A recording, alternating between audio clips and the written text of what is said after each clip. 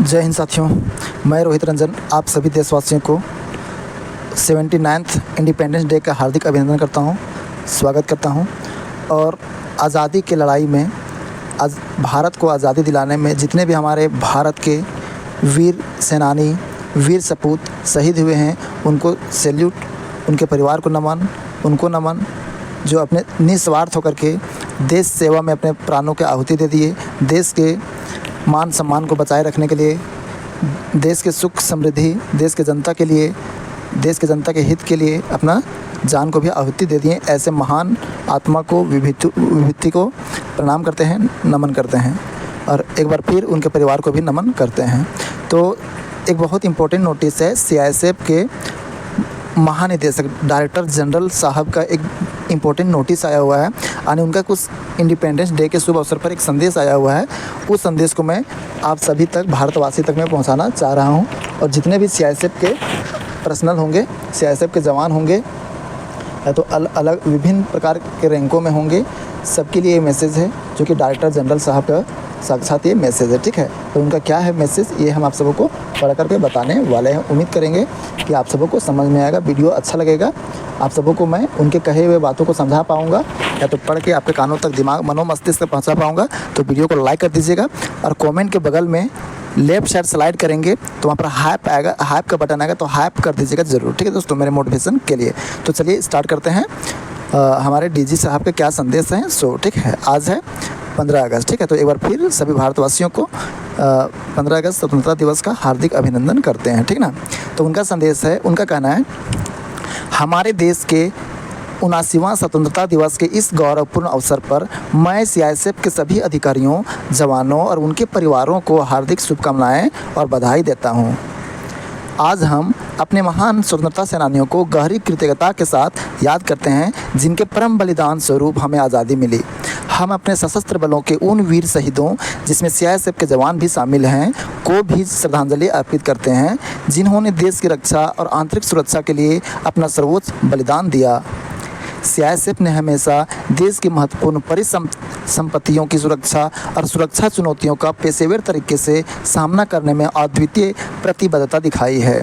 आज का सुरक्षा माहौल लगातार बदल रहा है, जिसमें संदिग्ध ड्रोन, हाइब्रिड वारफेयर और देश विरोधी तत्वों जैसी नई चुनौतियां सामने आ रही हैं। इनका प्रभावी ढंग से मुकाबला करने के लिए हमें अपने क्षमताओं को लगातार निखारना होगा और नई तकनीकों को अपनाना होगा। दोस्तों, उम्मीद करते हैं आप सब मैसेज को सुन रहे होंगे ध्यान से।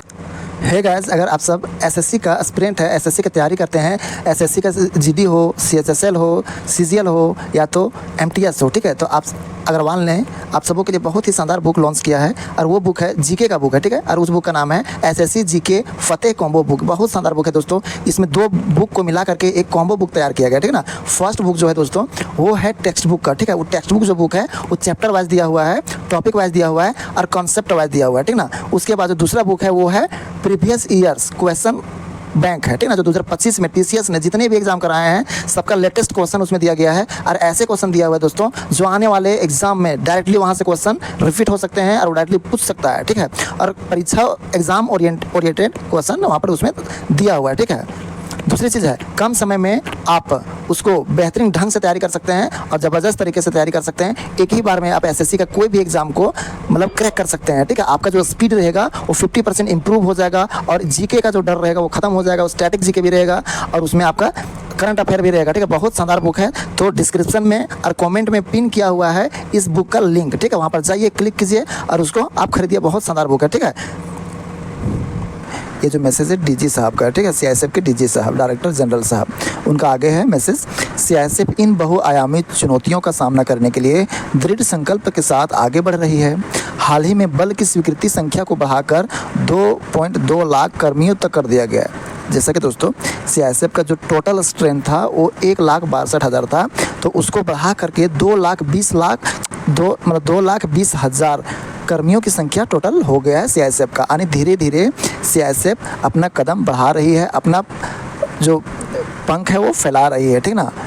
अनुकूल मिलाकर के धीरे धीरे भारत के महत्वपूर्ण प्रतिष्ठानों, महत्वपूर्ण जगहों में सीआईएसएफ की आवश्यकता बढ़ गया है, उनका ज़रूरत बढ़ गया है। तो सीआईएसएफ की संख्या भी धीरे धीरे बढ़ता जा रहा है और ये सीआईएसएफ के लिए बहुत बड़ी बात है। ठीक ना।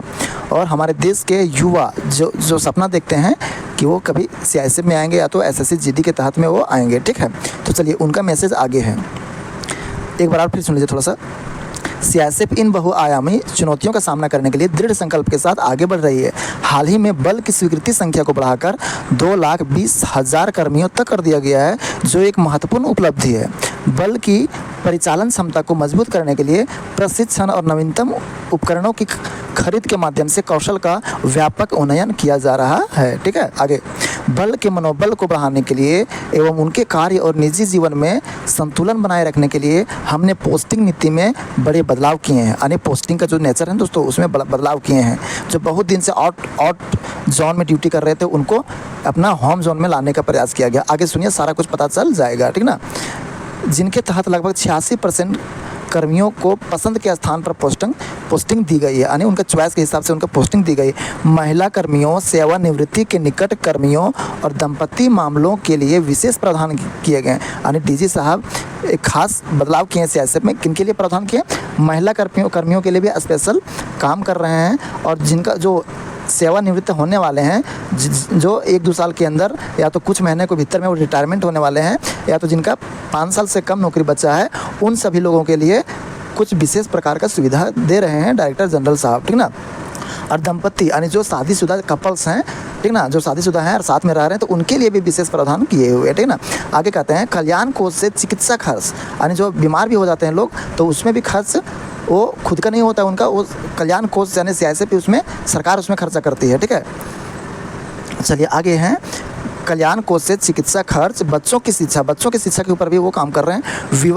विवाह के लिए भी वो लोन दे रहे हैं, मकान बनाने के लिए लोन दे रहे हैं। ठीक ना, आर्थिक सहायता को काफ़ी बढ़ावा दे रहे हैं, यानी विवाह करने के लिए लोन, मकान बनाने के लिए लोन। ठीक ना, और कल्याण कोष से चिकित्सा का खर्च और बच्चों का शिक्षा का खर्च। ठीक ना, उसके बाद इन सुविधाओं का लाभ उठाने की प्रक्रिया को सरल बनाया गया है। और ये जो सुविधा दी गई है लोन लेने का, या तो बच्चा का शिक्षक जो है उसका लाभ कैसे लेना है, और चिकित्सा का खर्च सरकार कैसे उठाए, इसका जो प्रक्रिया है उसको आसान बनाया गया है, ऑनलाइन उपलब्ध कराया गया। यानी ऑनलाइन तरीके से सारा कुछ लाभ ले सकते हैं, आपको कहीं ऑफिस का दौड़ भाग चक्कर काटना नहीं पड़ेगा, ताकि आसानी से लाभ लिया जा सके। ठीक ना, ये बहुत बड़ा काम है जो सीआईएसएफ के लिए कर रहे हैं डीजी साहब। ठीक ना, मुझे विश्वास है कि ये पल ना केवल बल के सदस्यों को प्रेरित करेगी, बल्कि सीआईएसएफ को भविष्य के लिए और सक्षम व तैयार बनाएगी। ठीक है, आइए स्वतंत्रता दिवस की भावना से प्रेरणा लेकर ईमानदारी, सेवा और बलिदान की अपनी प्रतिबद्धता को एक बार फिर दोहराएं।